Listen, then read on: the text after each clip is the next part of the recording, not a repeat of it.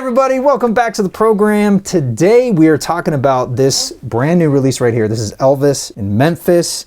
Just came out last year, and here to talk about it is probably the only guy that's a bigger Elvis fan than me, Dylan Chambers. Hey, man. Thank you so much. Yeah, good to see you. This is such a treat because it's Elvis and it's you, and we jive on that level so well. Yeah. So thank you again. Thank you. So let's talk about this release. So it comes, obviously it's streaming. It also comes in this 5 CD set, and then there's also a truncated double LP vinyl version, which is right by you. It's yes. Nice gatefold packaging. To get to the heart of it, Elvis Memphis is basically everything that he recorded in Memphis. And we start with Sun Sessions, yep. Sam Phillips. Mm-hmm. And from there's a big gap. Yes. Because if you know history, mm-hmm. he went off to Hollywood, had a huge career with RCA, and then ended up in movies and all of that. Mm-hmm. And then we get back, I think, in like '69. Right. We're back in Memphis. Yes. And we are at American Studios '69, and then yep. we're at Stax in '73. Mm-hmm. Then there's a homecoming concert. And then finally we're at Graceland in the Jungle Room. Yeah. The year before he passed. So it's an interesting collection in terms of, I wouldn't call it a best of. No, not at all. I think at the running time of like 5.5 hours, it could seem a little intimidating, but mm-hmm. I think what it is, it's like a deep dive into Elvis as a singer, and I would say the included booklet is with the CD set gives a nice sort of overview and context. I mean, you really said it. To me, this is really a deep dive about all of the recordings that he did in Memphis, which is where he's from, and shows really the love of his city. It takes you through the journey of his recorded life there, yeah. which was really cool, and I don't think that's been done yet. So this is a special box set for that reason. Apart from the Sun Sessions, which mm-hmm. were all like direct to tape, like one right. track, all the other recordings, and apart from the live recordings, all the other recordings, so 3 of the 5 have been remixed. Yes. And they stripped out a lot of the overdubs, a lot of the backup sing, or completely got rid of them. And yeah. the idea was, let's hear these songs as Elvis heard them when he was recording them. So very basic, just the core of, yes. of these songs. Yep. Suspicious Minds comes to mind. Totally, yes. That's a very song of the era. You have these big strings mm-hmm. and kind of bombastic-ish choir yeah. backing him, and mm-hmm. then to hear it stripped down, for me, I heard the much more of the rock influence, the rock and roll, his background. This new mix was done by producer Matt Ross Spang. Yes, totally. I worked with Matt. Okay. Yeah, since I last saw you. Bury the lead here. Yeah, since I last saw you, I was in Memphis, and I was there with the Goffin and King Foundation, which is Jerry Goffin and Carole King, their foundation. Wow. Their daughter Louise runs it, and a group of songwriters went out to Memphis, and I was one of them. We wrote some songs, and then a few were selected to be recorded by Matt Ross Spang. So awesome. I got to see the studio and everything that he used to remix this record. He was telling me all about it, which was so cool. So that's Southern Groove Studio in Memphis, which is where he works out of, and it looks like a time capsule from the 70s. It's very cool. He's a great guy and did, to me, a tremendous job on this record. What would you take away from this? I felt like I heard different periods of Elvis's life. I mean, you're hearing him as a young man starting at Sun Studios, which is, the quintessential historical moment where they kind of say that rock and roll was born from in terms of, Elvis's contribution to it. So you hear him as a young man, and then, if you know Elvis's life, I mean, he went off to the army, and then you have the comeback special, and then, then you have a record after that, which is featured on here, which had, Suspicious Minds and In the Ghetto. There's a period of time, I believe, during the Stax recordings where he was going through a divorce.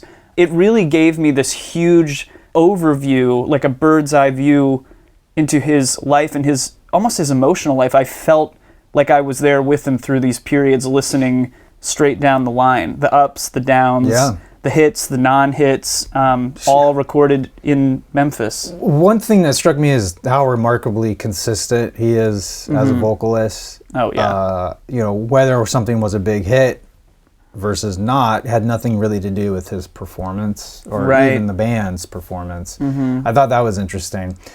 And I did feel similar to you, just listening. It really felt like, oh gosh, you know. Yeah, he had quite a life, and Right. I think like most legacy acts like him or even the Beach Boys, they have this huge, vast catalog, and the public only knows about this much of it. Yeah. It really broadened my horizons. Same. Almost felt like reading an autobiography or something of him Yeah, through music. If the Elvis fans want to feel almost relatable to him in some way, I Yeah. would say this box set really does that. It did that for me. But yeah, it was just interesting. You really hear his voice on these records. I mean, obviously with things being stripped back, Right. you can appreciate. In some cases, raised. Yeah, very raised. And like Yeah. you were saying, the backgrounds are cut out, the strings, the horns.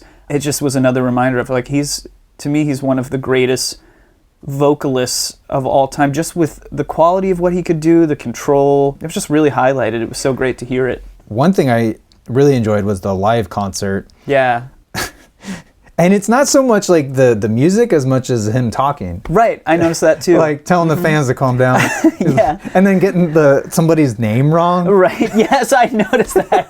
And I was like, In the band. yeah. Yeah. But it's like there's like this earnestness. Like he's really giving credit. He's just there was like this kind of raw honesty in these moments of him, and it. Right. I kind of like that because for as much as I enjoyed Baz Luhrmann's portrayal of that era, I think it kind of missed, he was doing what he loved too. Yeah, so I think sure. he was enjoying himself. It wasn't like he was just a rat in a cage. Right.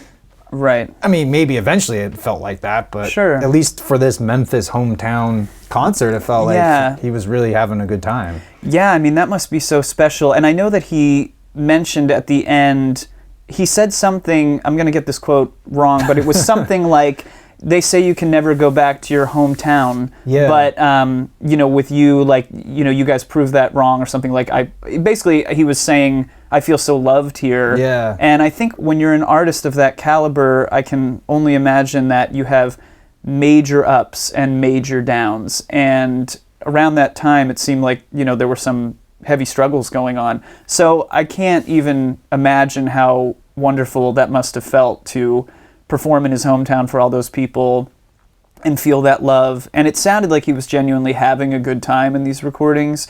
And I loved a lot of the medleys he was doing. He covered a lot of artists in this concert. I mean, Jerry Lee Lewis, he did some Ray Charles, some Fats Domino, and it was just great to hear it all the way through. I almost was envisioning myself being there at that time and just going, wow, this is historical. I will say that the final disc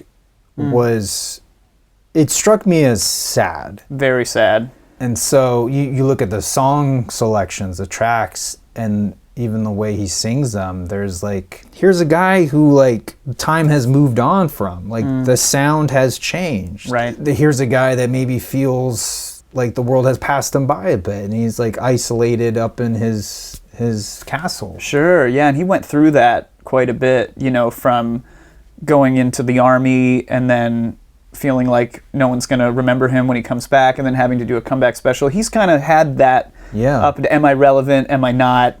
Do people care? Do people not? And I also thought it's interesting that he ended, kind of his recorded career by singing in the home that he lived in for pretty much most of his life and throughout his entire career. Yeah. And they were mostly sad, kind of sad songs and touched on a lot of love lost and heartbreak, which, again, he was divorced at that point. It was heavy to listen to, but I think some of the songs are very powerful. I mean, track 1 on disc 5. Yeah. Is that Hurt? Hurt. So good. Yeah, I took some Then we have notes Never here. Again. Yeah, one of my favorites. Blue Eyes Crying in the Rain. Yeah. Danny Boy. The Yeah. Last Farewell for the Heart. Right. Bitter They Are, Harder They Fall. Solitaire. Yeah. Love Coming Down. Yeah. I'll Never Fall in Love Again. Yeah. Moody Blue, which was kind of an upbeat song. Yeah, but, totally. She Thinks I Still Care. Right. Way Down. He'll Have to Go. Yeah. Pledging My Love. It's Easy for You is the final song on there. Yeah, these are sad. Oh, totally. did you have some notes? Yeah, a little bit. I wrote down some of my favorite tracks. Disc 1, yeah, that version of Blue Moon, titled Blue Moon NM. That's one of the top 10 recordings of any song in my book. Totally. His falsetto. It sounds incredible. Otherworldly. It really does. It really. And people, I mean, I know that some people are familiar with this version, but that one just really has always jumped out to me, and just getting to hear him hit those high notes. I mean, you always hear him like lower kind of, or like mid tenor range, but I mean, he was hitting like soprano notes, and it sounds great. Another one that was kind of in that same vein was Tomorrow Night. I just love that song. Yeah, and then the American Sound studio recordings, which was disc 2. After Loving You, I loved I'll Hold You in My Heart Till I Can Hold You in My Arms. I like the lyrical turn of phrase in that. Yeah. Wearing That Love Done Look was like, I don't know, it was upbeat and fun. Disc 3, Promised Land. He did that cover of Chuck Berry. It's the first track on this, and I was just like, man, that really heavy rock and roll for Elvis. I just thought it was like, it was just the way, it felt so energetic. Almost reminded me of like a younger part of him that kind of tapped into that recording, which was great. I've Got a Feeling in My Body. I loved it because it was almost like his foray into gospel, soul, and funk kind of. Yeah, for the live show, CC Rider is great on there. Poke Salad Annie, and then all the medleys are great. Yeah, and then Disc 5, what you said, Hurt, Never Again, and Danny Boy just really stuck out to me. You know, we can interpret what these songs meant for him, but like clearly these are songs that he loved, because he could have chosen to sing anything at that point, I think. Yeah. And also to like get him to come down, like what, you got to entice him with something other than banana sandwiches. Yeah, right, exactly. Yeah. But that's my bucket list. Try one of those fried banana sandwiches. Yeah, I haven't had one yet. Maybe we should do that soon. We'll split one. Okay, sounds good. It's like, I think what are the calories on that? Like 5K or something? Probably. Yeah. He didn't care. Yeah. So I think that's about sums it up. It's available streaming, and then obviously we got CD and vinyl. So check it out. Elvis Memphis. It's out now. All right, thank you, Dylan. Awesome. Thank you, Eric. Good to see you, man. You too. Cool. Everybody, thank you so much for watching. I'm a Vinyl Geek, and I'll catch you on the flip side.